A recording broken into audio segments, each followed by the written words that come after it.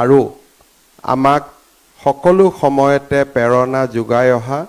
দলৰ সাংগঠনিক সম্পাদক ৰবীন্দ্ৰ ৰাজু ডাঙৰীয়া, সাংসদ ভুৱনেশ্বৰ কলিতা ডাঙৰীয়া, বিজুলী কলিতা মেধি ডাঙৰীয়ানী, আমাৰ দলৰ কাৰ্যকৰ্তা বন্ধু বান্ধৱীসকল আৰু বিভিন্ন পদত উপবিষ্ট বিশিষ্ট ব্যক্তিসকল, আজি নিৰ্বাচনৰ ফলাফল আৰু আমি সকলোৱে টিভিৰ স্ক্ৰীনত ফলাফলসমূহ দেখিছোঁ আৰু আমি অনুভৱো কৰিব পাৰিছোঁ যে অহাকালি চূড়ান্ত ফল কেনেকুৱা হ'বলৈ গৈ আছে।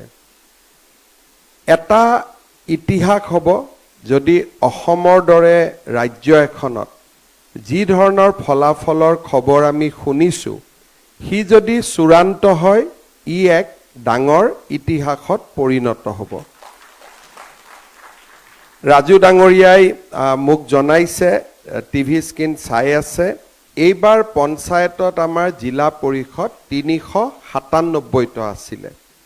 আৰু 397টাৰ ভিতৰত 336টাৰ কাউণ্টিং ইতিমধ্যে চলি আছে বা ফলাফল ঘোষণা হৈছে। 336টা সিটৰ ভিতৰত বিজেপি আৰু মিত্ৰ দল 283টা সিটত আগবাঢ়ি আছে। সো আমি যদি ইয়াক পাৰ্চেণ্টেজলৈকে কনভাৰ্ট কৰোঁ, ইট ইজ 83%, এটা ভাবিব নোৱাৰা সফলতা। আঞ্চলিক পঞ্চায়তত আমাৰ 2192টা আমাৰ বৰ্তমানলৈকে যিটো আমাৰ টোটেল, ইয়াৰ ভিতৰত কাউণ্টিঙত বিজেপিয়ে বৰ্তমানলৈকে কাউণ্টিং চলি থকাৰ ভিতৰত 690খন আঞ্চলিক পঞ্চায়তত আগবাঢ়ি আছে। কংগ্ৰেছে 51খন, AIDFে 10খন আৰু যদি আমি পাৰ্চেণ্টেজ হিচাপত যাওঁ আঞ্চলিক পঞ্চায়তত আমি 91%ত আগুৱাই আছোঁ। ৰাতিপুৱালৈকে বাকীকেইটা কাউণ্টিং হোৱাৰ পিছত কি পৰিৱেশ হ'ব আজি আমি নকওঁ, কিন্তু নিশ্চিতভাৱে আমি এক সুন্দৰ বিজয়ৰ ফালে আগবাঢ়িছোঁ। পঞ্চায়ত ইলেকশ্যন বিজেপিৰ কাৰ্যকালত আমি চৰকাৰ গঠন কৰাৰ পিছত এইবাৰ দ্বিতীয়বাৰৰ বাবে অনুষ্ঠিত হৈছে। যোৱাবাৰ বিজেপিয়ে জিলা পৰিষদত 50% আমি সিট লাভ কৰিছিলোঁ, 50%, আৰু আঞ্চলিক পঞ্চায়তত আমি 46% লাভ কৰিছিলোঁ।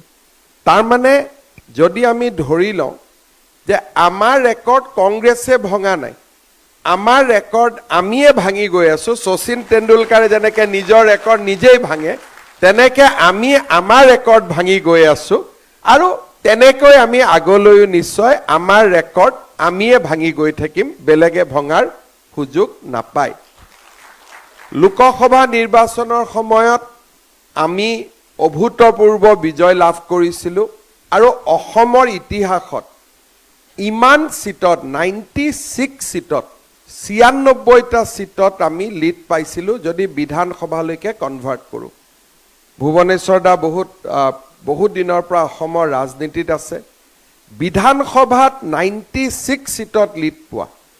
এইটো এটা অজৰ অমৰ ৰেকৰ্ড আছিলে। কিন্তু যোৱাবাৰ বাতৰি কাকত টিভি আমাৰ ওপৰত এনেকুৱা এটা মানসিক হেঁচা আনি দিলে যে সাংঘাতিকভাৱে ভাল হোৱা ৰিজাল্ট এটাও আমি চেলিব্ৰেট কৰিব নাপালোঁ। আমি ক'লোঁ আমি 96টা সিট পালোঁ, যোৰহাটটো কি হ'ল? এইবাৰ যোৰহাটে উত্তৰ দি দিলে যোৰহাট কি হ'ব লাগে। তাৰমানে এনেকুৱা 100 কতো ৰিজাল্ট নহয়, 99 হ'ব। কোনোবা এটা জেগাতো আমি হাৰিম, হাৰাটোকে যোৱাবাৰ মেডিয়াই চলাই দিলে আৰু আমিও বিভিন্ন কাৰণত মানসিকভাৱে আমিও হেঁচাত আহি গ'লোঁ আৰু আমি আমাৰ জিকা কথাখিনি আমিও ভালকৈ ফুৰ্তিও নকৰিলোঁ, ৰাইজকো নকলোঁ আৰু মনত যেতিয়ালৈকে বিহালী চামুগুৰিৰ ইলেকশ্যন হোৱা নাই তেতিয়ালৈকে মনত আমি হাৰা ধৰণৰ মনোভাৱ এটালৈ থাকি গ'লোঁ। আপোনালোকৰ যদি মনত পৰে যে লোকসভাত আমি এনেকৈ জিকিলোঁ, আমাৰ দিনত লোকসভা কেইটা হ'ল? 2014ত হ'ল, বিজেপিয়ে কেইটা সিট পাইছিলে 2014 5টা 2019 হল 2019 আমি সকলোৱে মিলি 9 পালো 2024 আমি 11 পালো কিন্তু 9 পাওঁতেও আমি ফুৰ্তি কৰিলো 5টা পাওঁতে ফুৰ্তি কৰিলো 11টা পাওঁতে আমি ফুৰ্তি নকৰিলো সিদিনাখন ৰাতি মই মনতে ভাবিছিলো যে ইমান ভাল ৰিজাল্ট এটা আমি কৰিলো কিন্তু আমাৰ পৰা যেন কোনোবাই জয়ৰ আনন্দটোকে কাঢ়ি লৈ গল আমাৰ এনেকুৱা পৰিৱেশ আৰু তাৰ পিছত 4 মাহ 5 মাহ যেতিয়ালৈকে আমি সামুগুৰি জিকা নাই বিহালী জিকা নাই বঙাইগাঁও জিকা নাই বা ঢলাই জিকা নাই বা আমি আৰু এটা আমি সিডলি জিকা নাই তেতিয়ালৈকে আমি এনেকৈ থাকি গলো যে আমি হাৰিছোৱে নেকি কিন্তু আমি নিশ্চিত আছিলো যে অসমৰ ৰাইজৰ সমৰ্থন বিজেপিৰ লগত আছে তাৰ প্ৰথম প্ৰমাণ আমি পাইছিলো যে যেতিয়া আমাৰ প্ৰাথমিক সদস্য পদৰ অন্তৰ্ভুক্তি হৈছিল সংগঠন পৰ্বত যি ধৰণে ৰাইজে বিজেপিৰ সদস্যতা গ্ৰহণ কৰিলে আৰু আমিও যেনেকৈ ফিল্ডত নামি পৰিছিলো যে নহয় আমি সদস্য কৰিম সংগঠন পৰ্বটো এটা ডাঙৰ টাৰ্নিং পইণ্ট আছিল আমাৰ দলৰ কাৰণে কাৰণ লোকসভা ইলেকশ্যনত আমি জিকিও হাৰা লাগি থাকিলে কিন্তু লাহে লাহে সংগঠন পৰ্ব 5টা বিধানসভাৰ নিৰ্বাচনে আমাৰ মনত যথেষ্ট সাহস বঢ়ালে এই নিৰ্বাচনটো আমি যি ধৰণে সকলোৱে মিলি শৃংখলাবদ্ধভাৱে খেলিলো যেতিয়া কংগ্ৰেছৰ টিকট আহিলে মাৰামাৰি হল বিজেপি আটাইতকৈ বেছি টিকট দিছে আৰু টিকট দিয়া সময়ত আমি ইমান ডাঙৰ মিটিংও কৰা নাই মইতো নিজে শাৰীৰিকভাৱেও নাছিলো সভাপতি মহোদয় ফোনত এবাৰ দুবাৰ কথা পাতিছো যে এই নিয়মত আমি কৰি দিম আৰু সুন্দৰভাৱে টিকট হল কোনো এটা গণ্ডগোল নহল সুন্দৰভাৱে প্ৰচাৰ হল সকলোৱে প্ৰচাৰত জপিয়ালে আমি এটা সুন্দৰ নিৰ্বাচন পৰিচালনা কৰিলো যিটো হয়তো আমাৰ কাৰণে এটা বিধানসভা ইলেকশ্যনৰ আগত এটা ডাঙৰ অভিজ্ঞতা আমি অৰ্জন কৰিব পাৰিলো যে কেনেকৈ আমি আগবাঢ়িব লাগে এতিয়া মই সভাপতি মহোদয়ক অনুৰোধ কৰিম যে লগে লগে আমি বিটিআৰৰ নিৰ্বাচনৰ বাবে সাজু হ'ব লাগে কাৰণ পলিটিক্যাল পাৰ্টিৰ কোনো জিৰণি নাথাকে এটা ইলেকশ্যনত হৈ যোৱাৰ পিছতে আমি নেক্সট ইলেকশ্যনৰ চিন্তা কৰিম সেই কাৰণে মই ভাবো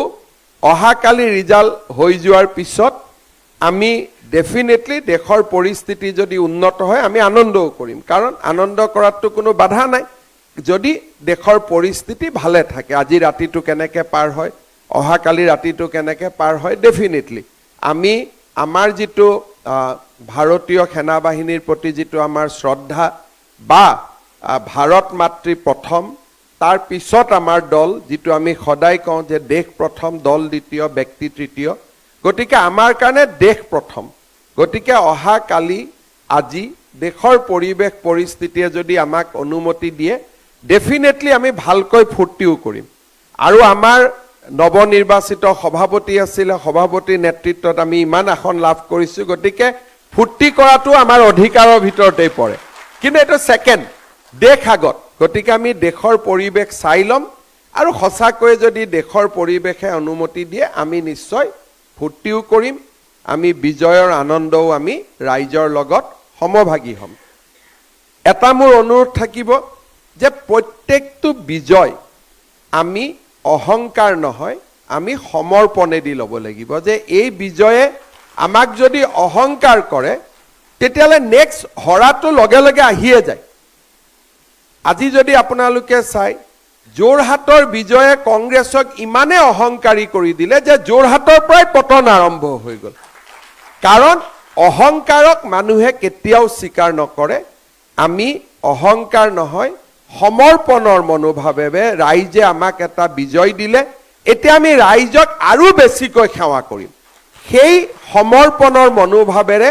আমি আমাৰ ফলাফলটো অহাকালি যেতিয়াই ওলাব আমি স্বীকাৰ কৰিম অসমৰ ৰাইজৰ ওচৰত আমি শিৰ নত কৰি ৰাইজৰ আমি আশীৰ্বাদ ল'ম আৰু মানসিকভাৱে বিটিআৰ আৰু বিধানসভাৰ নিৰ্বাচনৰ বাবে আমি প্ৰস্তুতিৰ কাম আৰম্ভ কৰিম মই পুনৰ এবাৰ আমাৰ দলৰ সভাপতি দিলীপ শইকীয়া ডাঙৰীয়াক ধন্যবাদ দিছোঁ খুব স্মুথ পৰিচালনা এটা হ'ল কেনেকে প্ৰচাৰ হ'ব কেনেকে প্ৰাৰ্থী সিলেকশন হ'ব কেনেকে কোনটো সিটত এজিপিয়ে খেলিব ক'ত আমি খেলিম খুব ইমান স্মুথ আছিলে যে হিয়ে বিজয়ৰ আগজাননী আমাক দিছিলে খুব স্মুথ হৈছিলে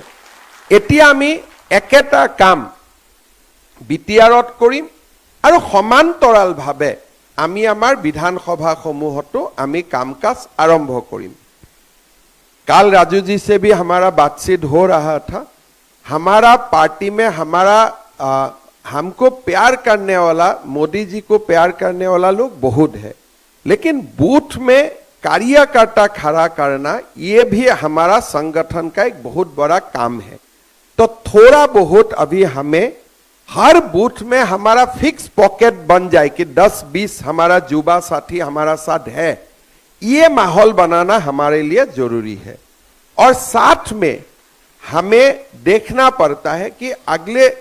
बार मन की बात ये कॉन्स्टिट्यूएंसी में 10 हुआ पिछले बार 9 हुआ 10 से 9 नेग्लिजिबल है कि हमारा पार्टी कभी 10 से 9 नहीं बनेगा 10 से 11 बनेगा यही बीजेपी है तो इसीलिए हम छोटे छोटे बात को भी हम लोग नजरअंदाज नहीं करूंगा और हम लोग आगे और ज्यादा अच्छा करने के लिए कोशिश करूंगा कल जो भी परसेंटेज हो लेकिन 5 साल का बाद और जब पंचायत इलेक्शन आएगा कल जो परसेंटेज होगा ये हमारे लिए समाप्त नहीं है अगले 5 साल जब पंचायत आएगा इससे भी हम अच्छा करेगा तो इसीलिए एक चुनाव हमें दूसरा चुनाव लड़ने के लिए हमें ताकत देता है और यही बीजेपी है कभी हमारा रेस नहीं है सरैवती हमें आगे ही निकाल के जाना है यही हमारा बीजेपी है আজি আমি দেশৰ এনেকুৱা এটা মুহূৰ্তত থিয় হৈ আছো যত প্ৰধানমন্ত্ৰী মোদী ডাঙৰীয়াৰ বিচক্ষণ নেতৃত্বই আমাৰ দেশখনক এটা নতুন দিগন্তলৈ লৈ গৈছে অলপ আগতে মই ঘৰুৱাভাৱে আছিলো অলপ আগতে তিনিজন ডিজিএমও আমি প্ৰেছ কনফাৰেন্স চাইছিলো কেনেকে পাকিস্তানৰ ভিতৰত সোমাই 100 জন সন্ত্ৰাসবাদী কাৰণ আমাৰ লক্ষ্য আছিল মোদীজীয়ে বিহাৰত কি কৈছিলে যে টেৰৰিষ্ট য'ত আছে তাতে আমি মাৰিম আমি পাকিস্তানী মিলিটাৰী পাকিস্তানী মানুহৰ কথাটো নাছিলে সিভিলিয়ান নাছিলে ফাৰ্ষ্ট টাৰ্গেট আছিলে যে আমি টেৰৰিষ্টক জুনে য'তে আছে আমি মাৰিম আৰু টেৰৰিষ্টক যদি কোনোবাই প্ৰটেকশ্যন দিয়ে পাকিস্তান আৰ্মি তেতিয়াহ'লে হিও মৰিব এইটোৱে আছিল আমাৰ উদ্দেশ্য আজি ধুনিয়াকৈ 7 তাৰিখে কি হল 8 তাৰিখে কি হল 9ত কি হল 10ত কি হল ইমান ধুনিয়াকৈ উইথ প্ৰুফ আমাৰ বিজেপিৰ সকলোৱে এই গুটেইখিনি যেটো প্ৰেছ কনফাৰেন্স সেইখিনি আমি ৰাতি আৰু এবাৰ ভাল কৰি শুনিব লাগে যাতে আগন্তুক দিনত আমি ভাৰতৰ যেটো নেতৃত্ব মোদী ডাঙৰীয়াৰ যি বিশাল নেতৃত্ব তাৰ পৰা আমি সকলোৱে ইমান আজি দেশত চলি আছে হুলস্থুল চাৰিওফালে মোদীজী কেনেকে শান্ত সমাহিত অথচ কঠোৰ হৈ বহি আছে তেওঁ না টিভিত আহিছে না কিবা কৈছে সকলোৱে দেখিছে ৰাতিপুৱা মিটিং কৰিছে ৰাতি মিটিং কৰিছে দুটাত মিটিং কৰিছে গুটে তেওঁৰ নেতৃত্বত চলি আছে কিন্তু শান্ত আৰু সমাহিত কটু কোনো ধৰণৰ ইমেচিউৰিটি নাই ভাৰতৰ দৰে মেচিউৰ্ড ৰাষ্ট্ৰ এখনক কেনেকে নেতৃত্ব দিব লাগে কাৰণ আমি পাকিস্তান নহয় আমি ফ্ৰেজাইল ষ্টেট নহয় যে পাকিস্তান আজি আছে কালি নাই ইটোৱে কাজিয়া কৰে তাত আৰ্মিয়ে মালিক নে প্ৰধানমন্ত্ৰীয়ে মালিক নে ৰাষ্ট্ৰপতিয়ে মালিক কোনেও নাজানে it is a fail state it is a fragile state but India is a matured state India is the oldest civilisation গতিকে কালি কোনোবাই কৈছে শ্বাহবাজ শ্বৰীফে এনেকে কৈছে শ্বাহবাজ শ্বৰীফে যেটো কৈছে তো নৰেন্দ্ৰ মোদীয়ে কৰিব নোৱাৰে কাৰণ he is a prime minister of a fail state and Narendra Modi is a prime minister of a oldest civilisation তাৰ মাজত পাৰ্থক্য থাকিব আৰু আমি বিজেপিৰ মানুহখিনিয়ে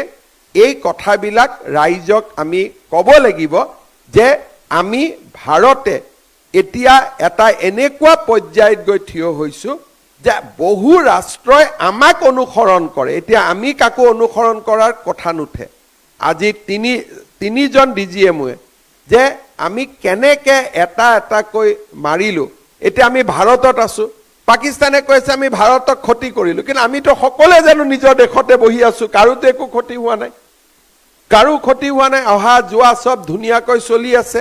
যদি পাঞ্জাবতো কিবা ক্ষতি হলতেন, জম্মু কাশ্মীৰতো কিবা ক্ষতি হলতেন, এজন হলেও মানুহৰতো ৰিলেশ্যন থাকেই, খবৰটো আহিয়ে গ'লহেঁতেন। সকলোৱে জানে যে ড্ৰোন আহিছে, আকাশতে নিপতি গৈছে, ইয়াত মাটিত পৰা কোনো কথাই নাই। কিন্তু আমাৰ ড্ৰোন, আমাৰ মিছাইল যে মাটিত পৰিছে, জানাজাৰ ফটোবিলাকেতো প্ৰমাণ কৰি দিছে। ভাৰতততো জানাজা হোৱা নাই, ভাৰতততো শ্মশানত কোনো অন্ত্যেষ্টিক্ৰিয়া হোৱা নাই। সেইকাৰণে আমি জানা কথাটো, যিটো আমি চকু দি দেখি আছো, সেই কথাখিনি আমি ৰাইজৰ আগতো ক'ব লাগিব। মোদী ডাঙৰীয়াৰ নেতৃত্বত আমি আগবাঢ়ি যোৱাৰ সংকল্প গ্ৰহণ কৰিব লাগিব। আজিৰ দিনটোত আমাৰ ৰাষ্ট্ৰীয় সভাপতি জে.পি. নাড্ডা ডাঙৰীয়া, আমাক সততে মাৰ্গদৰ্শন কৰা গৃহমন্ত্ৰী অমিত শ্বাহ ডাঙৰীয়া আৰু আমাক সদায় প্ৰেৰণা যোগোৱা বি.এল. সন্তোষ ডাঙৰীয়াকো আজি আমি অভিনন্দন জনাইছো। যদিও ৰিজাল্ট আধা হৈ আছে, অহাকালি আমি সকলোকে ডেফিনেটলি ভালকৈ আৰু আমি কৃতজ্ঞতা জনাম।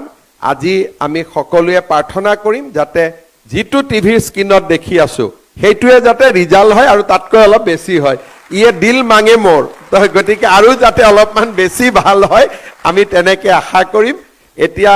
আজিকালি আমি নকওঁ যে কিমান আমি জিকিম, কিন্তু মই মনতে সদায় ভাবি আছো যে আমাৰ সভাপতি যেতিয়া শইকীয়া, বিধানসভাটো সৰে কিবা এটা হিচাপ নিকাচ আমি কৰিব লাগিব। গতিকে সেইটো এটা মই কোৱা নাই, এইটো কোনো আমি মিছন অমুক তমুক কোৱা নাই, কিন্তু মোৰ মূৰত যেতিয়াৰ পৰা দিলীপ শইকীয়া সভাপতি হৈ আছে তেতিয়াৰ পৰা ৰাতি এদিনে মোৰ অংক এটা মোৰ মূৰত কাম কৰি আছে যে আমি এটা অংকত গৈ থিয় হ'ব লাগে। অংকটো কি এতিয়া কোৱাৰ কথা নহয়, আমি সকলোৱে বুজিছো, আৰু আমি তেনেকৈ কাম কৰি গৈ থাকিম আৰু নিৰ্দিষ্ট লক্ষ্যত আমি উপনীত হ'ম। মোৰ লগত সকলোৱে একেলগে ক'ব, ভাৰত মাতা কি, ভাৰত মাতা কি, নৰেন্দ্ৰ মোদী, নৰেন্দ্ৰ মোদী, জে.পি. নাড্ডা, জে.পি. নাড্ডা, অমিত শ্বাহ, অমিত শ্বাহ, দিলীপ শইকীয়া, দিলীপ শইকীয়া, আমাৰ কাৰ্যকৰ্তা, আমাৰ কাৰ্যকৰ্তা। বহুত বহুত ধন্যবাদ। ডক্টৰ হিমন্ত বিশ্ব শৰ্মা ডাঙৰীয়া, ডক্টৰ হিমন্ত বিশ্ব শৰ্মা ডাঙৰীয়া। গতিকে এতিয়া আমি মুখ্যমন্ত্ৰী মহোদয়ক বিদায় দিম। ৰাজুজি, आपको भी आप आने के बाद ही अच्छा हो रहा है, आपको भी धन्यवाद देता हूँ।